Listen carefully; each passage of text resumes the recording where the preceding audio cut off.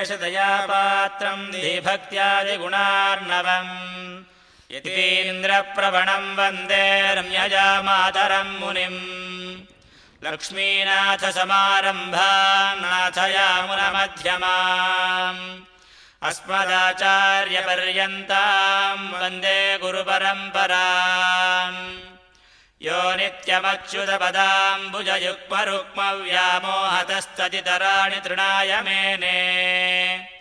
अस्मद्गुरोर्भगवतोऽस्य दयैकसिन्धो रामानुजस्य चरणौ शरणं प्रपद्ये मातापिता युवतयस्तनया विभूतिः सर्वं यदेव नियमेन मदन्वयानाम्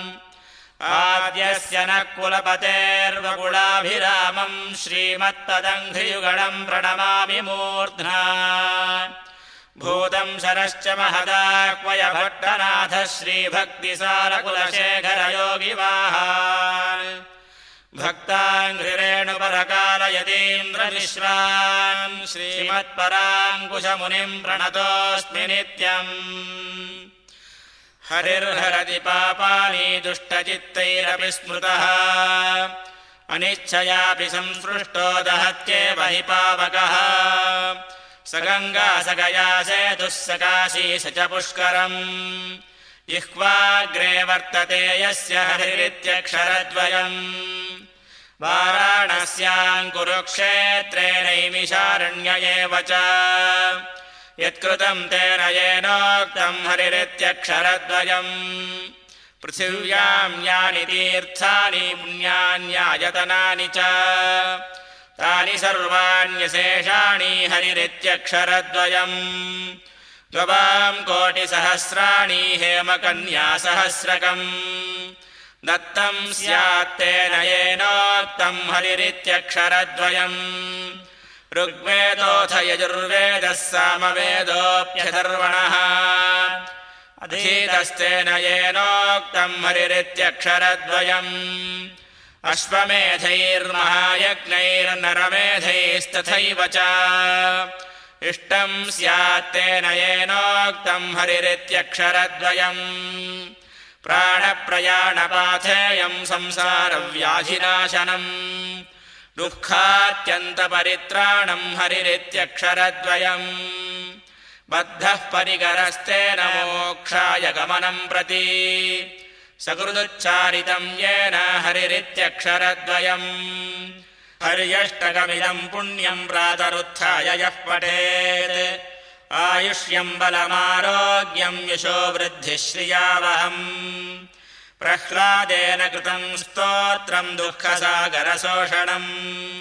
यः पठेत् स नरो याति तद्विष्णोः परमं पदम्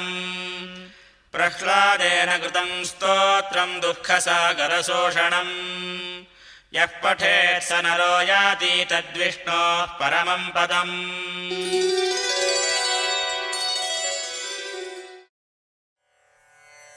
நாயகனாய் நின்ற நந்தகோபனுடைய கோயில் காப்பானே நாயகனாய் நின்ற நந்தகோபனுடைய கோயில் காப்பானே கொடி தோன்றும் தோரண வாயில் காப்பானே கொடி தோன்றும் தோரண வாயில் காப்பானே மணி கதவும் தாழ்த்திரவாய் ஆய சிறுமியரோ முக்கு ஹரிபரே மாயன் மணி வண்ணன் நென்னலே வாய் நேர்ந்தான் மாயன் மணி வண்ணன் நென்னலே வாய் நேர்ந்தான் தூயோமாய் வந்தோம் குயிலெழப்பாடுவான் தூயோமாய் வந்தோம் குயிலெழப்பாடுவான் வாயால் முன்னம் முன்னம் மாற்றதே அம்மா வாயால் முன்னம் முன்னம் மாற்றதே அம்மா நீ நேய நிலை கதவும் நீ கேலோரும்பாவாய் நீ நேய நிலை கதவும் நீ கேலோரும்பாவாய்